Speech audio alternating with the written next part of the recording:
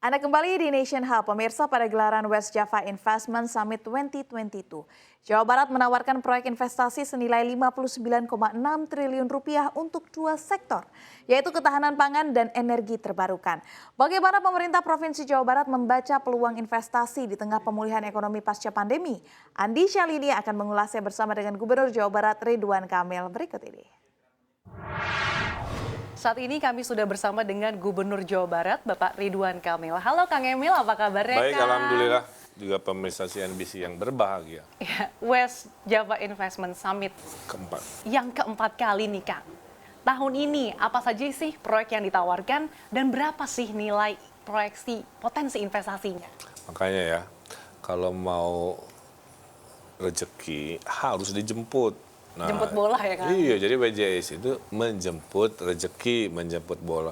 Nggak nunggu kayak jaga warung ya, nggak bisa. Ini door to door dalam bentuk forum. Ini yang keempat, dan hasilnya tiap tahun investasi ke Jawa Barat naik terus. Makanya selama COVID, yang orang kira turun, kita ini naik, kan begitu ya. Tahun lalu tertinggi 136 triliun kan. Kemudian semester ini, baru setengah tahun sudah 83 triliun.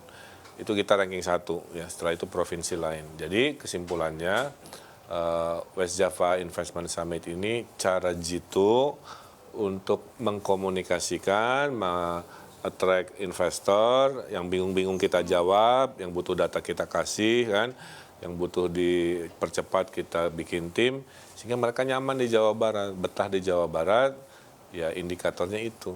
Dan setiap 1 triliun yang masuk, sama dengan membawa 1.000 lapangan pekerjaan kan. Jadi rakyat Jawa Barat banyak lapangan pekerjaan sehingga indeks pengangguran kan turun. Karena tiap tahun kita kejar supaya ada lapangan pekerjaan yang datang dari investasi. Oke, Kang Emil, tahun ini kan WJIS memiliki potensi investasi hampir mencapai 60 triliun. Nah, Hanya di 2 sektor loh. Itu di 2 sektor. Nah, sektor mana aja sih yang Nah, ditawarkan? karena sektor kan banyak ya. Sektor tuh banyak, tapi karena saya dikasih pesan oleh Pak Presiden, tolong Jawa Barat bikin sebuah strategi merespon tahun depan ada potensi krisis pangan dan krisis energi. Nah, saya terjemahkan di tahun ini temanya itu. Maka si hampir 60 triliun itu yang ditawarkan itu adalah kerjasama untuk pangan dari mulai produksi, apa pembiayaan, apa pembeliannya kan, kemudian energi terbarukan. Kita kan membangun solar panel panas matahari terbesar se-ASEAN kan, dari Abu Dhabi dan lain-lain. Nah, jadi 2 sektor ini kalau digabung ada puluhan potensi kerjasama dengan nilai kurang lebih hampir 60 triliun. Wow, Kang, tadi kalau saya lihat antusiasmenya ini sangat luar biasa. Tidak hanya investor lokal, tapi juga investor global ya. Ada rame banget nih Kang, tadi ada dari Swiss, Italia, Iya, Korea karena Selatan. kan WJS ini udah beken tahun keempat. Nah, ini mereka jadi dari tuh- mulut ke mulut udah pada tahu bahwa Oke. WJS ini in action kira-kira, nggak hanya wacana kan. Makanya tadi ada dari Swedia, ada dari Italia, dari Swiss juga ada, dari Singapura tadi. Saya kenalan dari Tiongkok, Australia, Amerika juga ada. Hampir semua benua ada lah ya. Berarti berkat word of mouth aja gitu ya Kang ya. Jadi mereka Kalau di sangat dunia tertarik. bisnis ya saya baru Oke. tahu. Jadi kalau jelek dari mulut ke mulut ketahuan disebarluaskan. Kalau bagus dari mulut ke mulut juga. Jadi saya kira ini karena performa kita alhamdulillah. Nah, itu sejauh ini mereka tertariknya di sektor apa sih Kang? Ya kalau tahun ini makan di 2 sektor itu. 2 sektor yaitu ketahanan pangan dan energi. Walaupun ada komplain-komplain ya yang sebenarnya bukan wilayah saya terkait aturan-aturan di pusat misalkan. Ini lagi saya komunikasikan. Oke, artinya proyek yang ditawarkan terkait dengan food security dan juga renewable energy.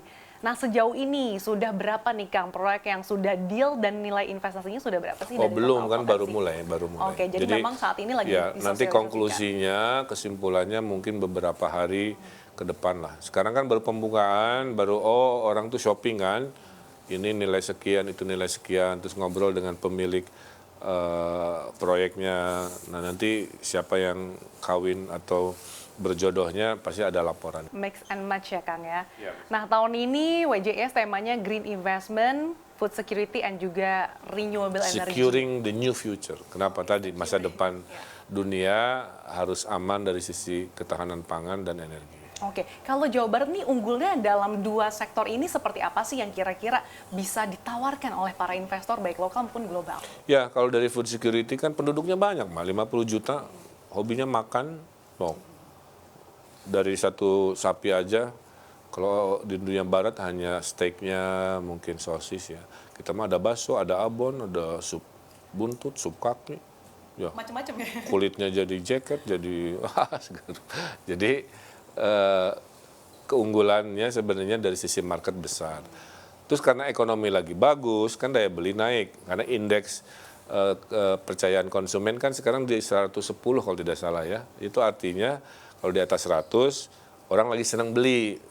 Kalau indeksnya di bawah 100, orang lagi menahan diri. Nah, per hari ini indeksnya di atas 100. Jadi sudah penduduknya banyak, lagi pada hobi beli kan. Berarti kan bagus tuh untuk jualan makanan. Makanya banyak inovasi kan di end user ya. Ada teh pakai boba, ada teh pakai ini, ada ayam geprek, Semakin ayam, kreatif ya Kang. ada burger cilik. Pokoknya di sektor makanan tuh, ini yang ujung ya, itu luar biasa gitu. Nah kemudian yang energi, kelebihan kita, sumber energi terbesar panas bumi kan Jawa Barat. Ya. Dan kita akan surplus. Jadi Jawa Barat tidak hanya penduduk besar, memang punya bahan untuk jadi investasi. Dan investor kan jelas ya, kalau saya bawa uang X, berapa saya dapat profit, apa secepat apa, makanya kita pahami. Buat saya kepentingannya, satu ada jual beli, berarti ekonomi jalan, dua pengangguran berkurang, karena 1 triliun sama dengan 1.000 lapangan pekerjaan, itu aja. Tapi kalau dari segi target untuk EBT di Jawa Barat sendiri seperti apa sih Kang? Kira-kira nih ada target nggak sih kalau Jawa Barat ini bisa memenuhi keperluan EBT PLN di masa mendatang? Ya, kita sudah ada rencana umum energi daerah ya dalam beberapa tahun ke depan, targetnya bisa 30%. Sekarang yang populasi mobil motor listrik aja cuma 1.500, makanya kan masih perlu didorong ya, dikampanyekan sampai suatu hari di 2060 kita net zero, artinya semua energi dari listrik, BBM itu semua bergeser ke listrik dan listriknya dari energi terbarukan, jadi targetnya itu. Kalau kendaraan listrik nih Kang, strategi Jawa Barat dalam mendorong kendaraan listrik seperti apa sih? Dengar-dengar katanya didesain motor yang bahkan didesain langsung nih sama Ya, Kang saya Emil. sebelum Pak Jokowi mengeluarkan surat keputusan Presiden ya, agar para pejabat pakai mobil listrik, saya udah dari tahun 2020.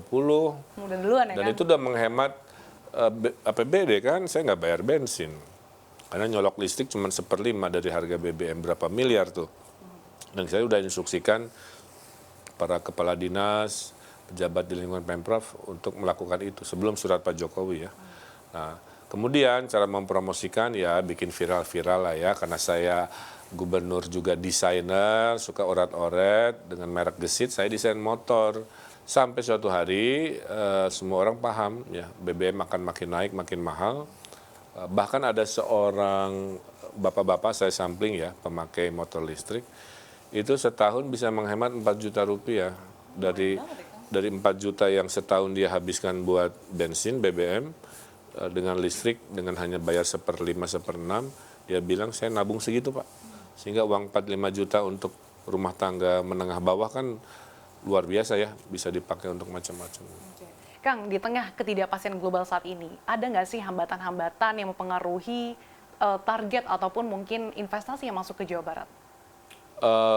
Pasti ada ya, karena hidup kita nggak bisa terlalu independen ya, pasti ada ketergantungan. Makanya saya bilang ke orang Jawa Barat, yuk kita berdagang dengan diri sendiri.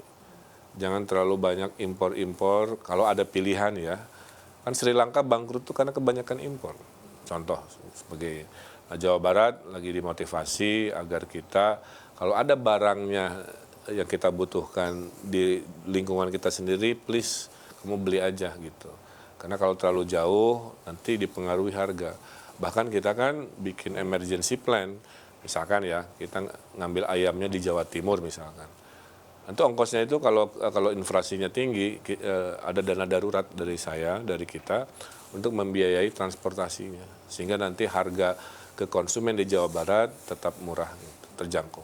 Oke, Kang, selain dari kemudahan perizinan, kemudian kesediaan infrastruktur, jurus-jurus apa lagi sih yang dikeluarkan Jawa Barat supaya makin meningkatkan lagi minat investor berinvestasi di Jawa Barat? Sederhana, pokoknya semua kepala daerah saya wajibkan jadi salesman. Karena kalau yang meyakinkannya si kepala daerah, ya orang kan percaya, berarti dia punya will kan, punya kemauan mau. Nah itu saya tunjukkan kayak gini, saya itu salesman gitu kan, jualan ini buku menunya, pilih apanya. Nah gaya pro bisnis, proaktif gitu ya, menjemput rezeki, bikin event, nggak nunggu orang datang di kantor, itu gaya yang saya tularkan ke kepala daerah sehingga dikalikan 27 kepala daerah tadi menghasilkan Jawa Barat selalu ranking 1 investasi karena investor merasa dihormati, didatangi, diurus kan begitu. Contohnya tadi ada Sumedang bagus, Tasik bagus. Oke, terakhir nih Kang, seperti apa sih target investasi di tahun 2022 khususnya investasi hijau nih Kang? Ya investasi hijau mungkin sekitar 20%-an lah ya dari total. Kalau tahun lalu kita 136 triliun, tahun ini mungkin bisa naik 140-an triliun. Dan tadi diapresiasi juga oleh Pak Menteri Investasi Pak Bahlil ya. Walaupun UMR Jawa Barat mungkin relatif lebih tinggi dibanding daerah lain, kenapa investasi tetap tinggi? Nah, Kan logikanya kan gini, Iya. kamu kan terpersepsikan mahal, ya saya mau pindah ke yang murah. Enggak juga kan? Kamu terpersepsikan agak tinggi, tapi jumlah yang mau datang tetap tinggi. Karena produktivitas sumber daya manusia Jawa Barat itu tinggi sekali, nomor 1 se-Indonesia. Maaf ya, artinya di tempat lain orang produksi 3 unit, di Jawa Barat bisa 5 unit gitu. Jadi ngasih upah lebih tinggi berbanding lurus dengan produktivitas. Nah di dunia bisnis kata Pak Menteri masih profit baik, makanya itu fenomenanya. Jadi jangan selalu nanyain kenapa UMR-nya tinggi terus investor akan lari ya. Jawa Barat kan tadi investor nggak lari malah tinggi gitu. Berarti kita punya keunikan karena orangnya kayak gubernurnya lah ya, kalem-kalem tapi produktif. Satset ya, produktivitas Ya, istilahnya kunci itu ya, satset ekonomi. Asik. Ya kita harapkan semoga dengan adanya WJIS ini bisa semakin menarik investor ya berinvestasi di Jawa Barat yang tentunya berdampak positif bagi perekonomian Jawa Barat. Ya. Terima kasih atas waktunya Sama-sama, Gubernur Jawa Barat Ridwan Kamil. Sehat selalu Kang Emil. Demikian interview kami bersama dengan Gubernur Jawa Barat Ridwan Kamil. CNBC Indonesia Beyond Business.